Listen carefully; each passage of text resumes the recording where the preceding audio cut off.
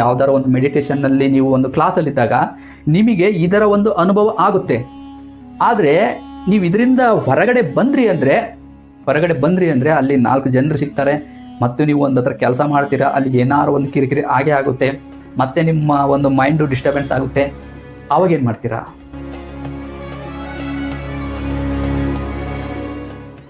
ಮೆಡಿಟೇಷನ್ಗೆ ಮುಖ್ಯವಾಗಿ ಬೇಕಾಗಿರೋದು ಏನು? ಗುರುಗಳು ಬೇಕಾ? ಏನಾದ್ರು ದುಡ್ಡು ಬೇಕಾ? ಅಲ್ಲ. ಮುಖ್ಯವಾಗಿ ಬೇಕಾಗಿರೋದು ಏನಂದರೆ ಮನಸ್ಸು ಬೇಕು ಮೆಡಿಟೇಷನ್ ಮಾಡೋಕ್ಕೆ. ಮೊದಲು ನಾವು ಏನು ಮಾಡಬೇಕು? ಈ ಒಂದು ಮನಸ್ಸಿನ ಬಗ್ಗೆ ತಿಳ್ಕೋಬೇಕು. ನಮ್ಮ ಮನಸ್ಸು ಯಾವ ಥರ ಕೆಲಸ ಮಾಡ್ತಿದೆ, ಈ ಒಂದು ಸೀಕ್ರೆಟ್ ಗೊತ್ತಾಯಿತು ಅಂದರೆ ನಮ್ಮ ಒಳಗಡೆ ಏನಾಗ್ತಾ ಇದೆ, ನಾವು ಏನಾಗ್ತಾ ಇದ್ದೀವಿ ಅನ್ನೋದು ಗೊತ್ತಾಗುತ್ತೆ. ನೋಡಿ, ಇದ್ರ ಬಗ್ಗೆ ಸ್ವಲ್ಪ ಡೀಪಾಗಿ ಯೋಚನೆ ಮಾಡೋಣ. ನೋಡಿ, ಮನಸ್ಸು ಅಂದರೆ ಏನು? ವಿಷಯಗಳನ್ನು ಸಂಗ್ರಹ ಮಾಡೋದು, ಅದ್ರ ಬಗ್ಗೆ ಆಲೋಚನೆ ಮಾಡೋದು ಕೂಡ. ನೋಡಿ, ಈಗ ನಾವು ಭೂತಕಾಲ, ವರ್ತಮಾನ ಕಾಲ, ಭವಿಷ್ಯಕಾಲ ಅಂತ ಹೇಳ್ತಾ ಇರ್ತೀವಲ್ವಾ. ಭೂತ ಅಂದರೆ ಏನು? ನೆನಪುಗಳು. ಹಿಂದ್ಗಡೆ ನಾವು ಏನೆಲ್ಲ ದಿನಗಳನ್ನು ಕಳೆದಿದ್ದೀವೋ, ಏನೆಲ್ಲ ಕರ್ಮಗಳನ್ನು ಮಾಡಿದ್ದೀವೋ, ಏನೆಲ್ಲ ಕೆಲಸಗಳನ್ನು ಮಾಡಿದ್ದೀವೋ, ಅಕಸ್ಮಾತ್ ಏನೆಲ್ಲ ಮಾತಾಡಿರ್ತೀವೋ, ಇವೆಲ್ಲ ಭೂತಕಾಲ. ಮತ್ತು ವರ್ತಮಾನ ಅಂದರೆ ಇವಾಗ ನಾವು ಮಾಡ್ತಿರೋದು, ಇವಾಗ ಏನೆಲ್ಲ ಆಕ್ಟಿವಿಟೀಸ್ ಮಾಡ್ತೀವಲ್ವ ಅದು. ಭವಿಷ್ಯ ಅಂತಂದರೆ ಮುಂದಿನ ದಿನಗಳ ಬಗ್ಗೆ ಯೋಚನೆ ಮಾಡುವಂಥದ್ದು. ತುಂಬ ಜನ ಈ ಒಂದು ವರ್ತಮಾನದಲ್ಲಿ ತುಂಬ ಫೋಕಸ್ ಮಾಡ್ತಾರೆ. ನೀವು ಭವಿಷ್ಯದ ಬಗ್ಗೆನೂ ಯೋಚನೆ ಮಾಡಬೇಡಿ, ಮತ್ತು ಹಳೆ ನೆನಪುಗಳ ಬಗ್ಗೆನೂ ಯೋಚನೆ ಮಾಡೋದಲ್ಲಿ ಪ್ರೆಸೆಂಟಲ್ಲಿರಿ, ಹಾಗಾದರೆ ನೀವು ಆರಾಮಾಗಿರ್ತೀರಾ ಅಂತ ಹೇಳ್ತಾರೆ. ನೋಡಿ, ನೆನಪುಗಳು ಯಾರಿಗೆ ಕಾಡೋದಿಲ್ಲ ಹೇಳಿ? ಆಸೆಗಳು, ಕನಸುಗಳು ಯಾರಿಗಿರೋದಿಲ್ಲ ಹೇಳಿ? ಯಾರಿಗಿರೋದಿಲ್ಲ? ಪ್ರತಿಯೊಬ್ಬರಿಗೂ ನೆನಪುಗಳು ಕಾಡ್ತವೆ, ಮತ್ತು ಭವಿಷ್ಯದಲ್ಲಿ ಏನಾದ್ರು ಒಂದು ಆಸೆ ಇದ್ದೇ ಇರುತ್ತೆ. ಮನಸ್ಸು ಇದೇ ರೀತಿಯಲ್ಲೇ ಕೆಲಸ ಮಾಡುತ್ತೆ. ಇದಕ್ಕೇನಾದ್ರು ಒಂದು ರೀಸನ್ ಇರ್ಬೋದಲ್ವಾ? ನೋಡಿ, ಇವಾಗ ನಮ್ಮದು ಸಬ್ ಕಾನ್ಷಿಯಸ್ ಮೈಂಡ್ ಅಂತ ಇರುತ್ತೆ. ಇದು ಏನು ಅಂದ್ಕೊಂಡಿದ್ದಾರೆ, ನಮ್ಮ ಹಳೆ ನೆನಪುಗಳು ಇದರಲ್ಲಿ ಇರ್ತವೆ ಅಂತ ಹೇಳಿ. ನಾವಿದರಲ್ಲಿ ಭವಿಷ್ಯದಲ್ಲಿರುವ ದಿನಗಳನ್ನು ಕೂಡ ಇದರಲ್ಲಿ ನಾವು ಸ್ಟೋರೇಜ್ ಮಾಡಿಟ್ಕೊಂಡಿರ್ತೀವಿ. ನೋಡಿ, ಇವಾಗ ನಾವು ಮುಂದೆ ಏನಾದ್ರು ಒಂದು ಸಾಧನೆ ಮಾಡಬೇಕಂತ ಇದ್ವಿ, ಅಕಸ್ಮಾತ್ ಮನೆ ಕಟ್ಟಬೇಕಂತ ಇದ್ವಿ ಅಂತಂದರೆ ಆ ಒಂದು ದಿನಗಳನ್ನು ಕೂಡ ನಾವು ಇದರಲ್ಲಿ ಸ್ಟೋರೇಜ್ ಮಾಡಿ ಇಟ್ಕೊಂಡಿರ್ತೀವಿ. ಇದು ಸ್ಟೋರೇಜ್ ಮಾಡ್ಕೊಂಡಿರುತ್ತೆ. ಯಾಕೆ ಇದು ಎಲ್ಲ ವಿಷಯಗಳನ್ನು ಸ್ಟೋರೇಜ್ ಮಾಡುತ್ತೆ ನಮ್ಮ ಒಂದು ಮೈಂಡು? ಇದಕ್ಕೇನಾದ್ರು ಒಂದು ರೀಸನ್ ಇದೆಯಾ? ನೋಡಿ, ಭಗವಂತ ಏನಾದ್ರು ಒಂದು ನಮಗೆ ಕೊಟ್ಟಿದ್ದಾನೆ ಅಂತಂದರೆ, ಅದು ಪ್ರೋಸೆಸ್ ಆಗ್ತಾ ಇದೆ ಅಂತಂದರೆ ಅದು ಸುಮ್ಮನೆ ಆಗೋದಿಲ್ಲ. ಅದಕ್ಕೆ ಏನಾದ್ರು ಒಂದು ಬಲವಾದ ಕಾರಣ ಇದ್ದೇ ಇರುತ್ತೆ. ನಮಗೆ ಹಿಂದಿನ ನೆನಪುಗಳು ನಮಗೆ ನೆನಪಿಗೆ ಬರ್ತವೆ, ಮತ್ತು ಭವಿಷ್ಯದಲ್ಲಿ ನಾವು ಮುಂದಿನ ದಿನಗಳ ಬಗ್ಗೆ ಆಸೆಗಳನ್ನ ಇಟ್ಕೊತೀವಿ ಅಂದರೆ ಇದಕ್ಕೂ ಏನಾದ್ರು ಒಂದು ಬಲವಾದ ಕಾರಣ ಇದ್ದೇ ಇರುತ್ತೆ. ನೋಡಿ, ಇವಾಗ ನಾವು ಹಿಂದಿನ ನೆನಪುಗಳನ್ನು ನೆನಪು ಮಾಡ್ಕೊಳ್ಳೇಬೇಕು. ಹೇಳ್ಬೇಕಂದ್ರೆ ವಾಸ್ತವದಲ್ಲಿ ನೋಡಿ, ಈ ಭೂತ, ವರ್ತಮಾನ, ಭವಿಷ್ಯ ಏನಿದೆ ಅಲ್ವಾ, ಈ 3 ಕಾಲ ಮನುಷ್ಯನಿಗೆ ಬೇಕೇ ಬೇಕು. ಹೇಗೆಂದ್ರೆ ನೋಡಿ, ನಾವು ನೆನಪುಗಳನ್ನು ವರ್ತಮಾನ ಕಾಲದಲ್ಲಿ ನೆನಪು ಮಾಡ್ಕೋಬೇಕು. ಹೇಗೆಂದರೆ ನೋಡಿ, ನಾವು ಹಿಂದಿನ ದಿನಗಳಲ್ಲಿ ಸುಮಾರು ಕೆಲಸಗಳನ್ನು ಮಾಡಿರ್ತೀವಲ್ವ, ಅದರಲ್ಲಿ ಅನೇಕ ತಪ್ಪುಗಳಿರ್ತವೆ.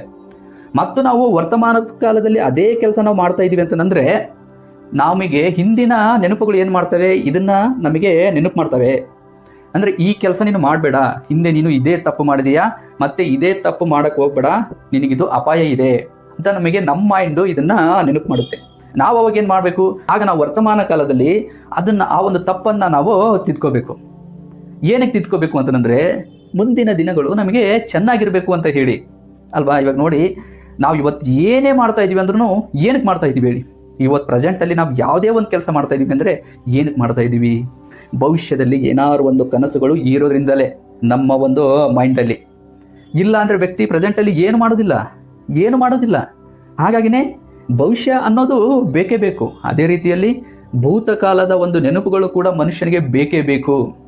ನೋಡಿ, ಇದನ್ನು ಇನ್ನೂ ಸ್ವಲ್ಪ ಅರ್ಥ ಆಗೋ ಥರ ಹೇಳಬೇಕು ಅಂತಂದರೆ, ಒಬ್ಬ ವ್ಯಕ್ತಿ ಪರೀಕ್ಷೆ ಬರೀತಾ ಇದ್ದಾನೆ ಅಂತ ಅಂದ್ಕೊಳ್ಳಿ. ಅವನು ಈ ಒಂದು ಪರೀಕ್ಷೆಯಲ್ಲಿ ಪಾಸ್ ಆಗಬೇಕು ಅಂತಂದರೆ ಅವನಿಗೆ ವರ್ತಮಾನನೂ ಬೇಕು ಮತ್ತು ಭವಿಷ್ಯನೂ ಬೇಕು.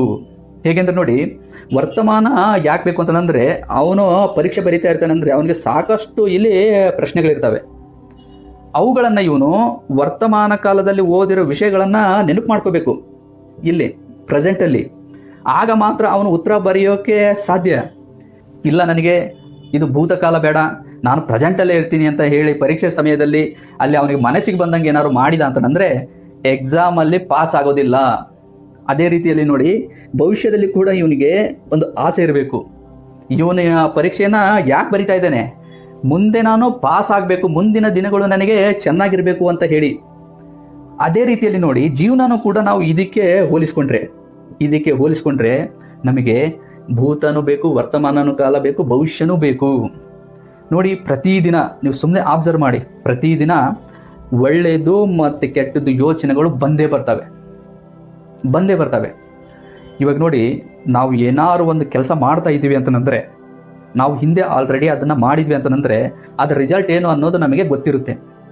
ನಾವು ಅದನ್ನು ವರ್ತಮಾನ ಕಾಲದಲ್ಲಿ, ಇವತ್ತಿನ ಒಂದು ದಿನದಲ್ಲಿ ಅವುಗಳನ್ನು ನೆನಪು ಮಾಡಿಕೊಂಡು ಈ ಒಂದು ಕೆಲಸ ಮಾಡಬೇಕಾ ಬೇಡವಾ ಅನ್ನೋದನ್ನು ನಾವು ಡಿಸೈಡ್ ಮಾಡ್ಬೋದು.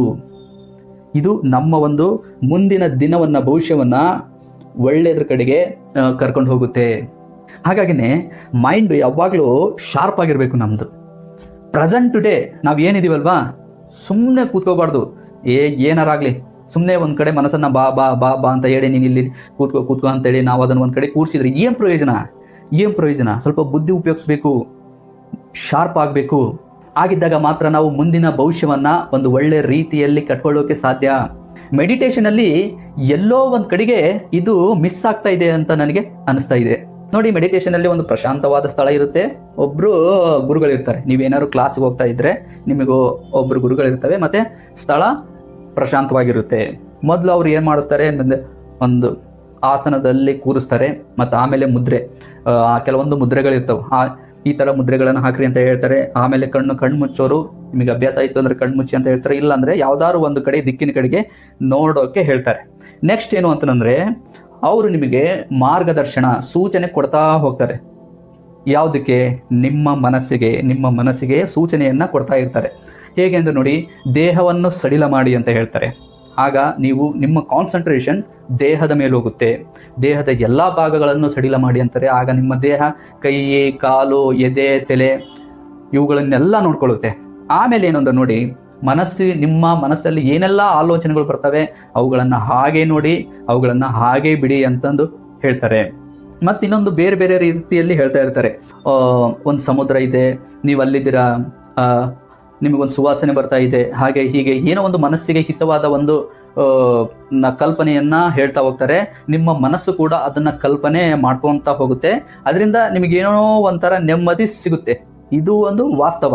ಇದರಿಂದ ನೆಮ್ಮದಿ ಸಿಗಲ್ಲ ಅಂತ ಏನೂ ಅಲ್ಲ, ಸಿಗುತ್ತೆ. ಯಾಕಂದರೆ ನೋಡಿ, ಏಕಾಗ್ರತೆಯಿಂದ ಇರ್ತೀರಾ ಅಂತಂದಾಗ ಅಲ್ಲಿ ನಿಮಗೆ ಆಲೋಚನೆಗಳು ಬಂದಾಗ ನಿಮ್ಮ ಒಂದು ಆಲೋಚನೆಗಳ ಬಗ್ಗೆ ನೀವು ಯೋಚಿಸಿದಾಗ ನಿಮ್ಮ ತಪ್ಪುಗಳು ನಿಮಗೇನು ಅಂತ ಅಲ್ಲಿ ಗೊತ್ತಾಗ್ತವೆ.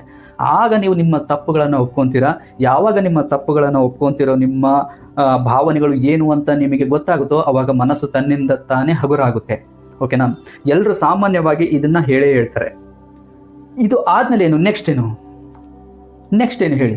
ನೋಡಿ, ಈ ಒಂದು ಜಾಗದಲ್ಲಿದ್ದಾಗ ಅಥವಾ ಯಾವುದಾರ ಒಂದು ಮೆಡಿಟೇಷನ್ನಲ್ಲಿ ನೀವು ಒಂದು ಕ್ಲಾಸಲ್ಲಿದ್ದಾಗ ನಿಮಗೆ ಇದರ ಒಂದು ಅನುಭವ ಆಗುತ್ತೆ. ಆದರೆ ನೀವು ಇದರಿಂದ ಹೊರಗಡೆ ಬಂದ್ರಿ ಅಂದರೆ ಅಲ್ಲಿ 4 ಜನರು ಸಿಗ್ತಾರೆ, ಮತ್ತು ನೀವು ಒಂದು ಹತ್ರ ಕೆಲಸ ಮಾಡ್ತೀರಾ, ಅಲ್ಲಿ ಏನಾರು ಒಂದು ಕಿರಿಕಿರಿ ಆಗೇ ಆಗುತ್ತೆ, ಮತ್ತೆ ನಿಮ್ಮ ಒಂದು ಮೈಂಡು ಡಿಸ್ಟರ್ಬೆನ್ಸ್ ಆಗುತ್ತೆ. ಅವಾಗ ಏನು ಮಾಡ್ತೀರಾ? ಅವಾಗ ಮತ್ತೆ ನೀವು ಕ್ಲಾಸಿಗೆ ಬರ್ತೀರಾ, ಮತ್ತು ನಿಮಗೆ ಇಲ್ಲೊಂದು ಸ್ವಲ್ಪ ಸಮಯ ನೆಮ್ಮದಿ ಸಿಗುತ್ತೆ, ಮತ್ತೆ ನೀವು ಕ್ಲಾಸ್ ಬಿಟ್ಟು ಹೋಗ್ತೀರಾ, ಮತ್ತೆ ಏನು ಮಾಡ್ತೀರಾ? ಇದೇ ಥರ ರೊಟೀನಿವ್ ಆಗಿ ಕಂಟಿನ್ಯೂ ಆಗಿ ಎಷ್ಟು ಸಲ ಅಂತ ಮಾಡ್ತಾ ಹೋಗ್ತೀರಾ. ಹಾಗಾಗಿ ಇದಕ್ಕೆ ನೀವು ಎಲ್ಲೇ ಇದ್ದರೂ, ಯಾವ ಒಂದು ಜನರ ಮಧ್ಯೆ ಇದ್ದರೂ, ಯಾವ ಒಂದು ಕೆಲಸ ಮಾಡಿದರೂ ಕೂಡ ನಿಮ್ಮ ಮನಸ್ಸನ್ನು ನೀವು ಪ್ರಶಾಂತವಾಗಿ ಇಡ್ಬೋದು. ಹೇಗೆ ಅಂದರೆ, ಈ ಒಂದು ಮೆಥಡ್ ನಿಮಗೆ ಗೊತ್ತಿರಬೇಕು. ಅಂದರೆ ಮೈಂಡು ನಿಮ್ಮದು ಶಾರ್ಪ್ ಆಗಿರಬೇಕು.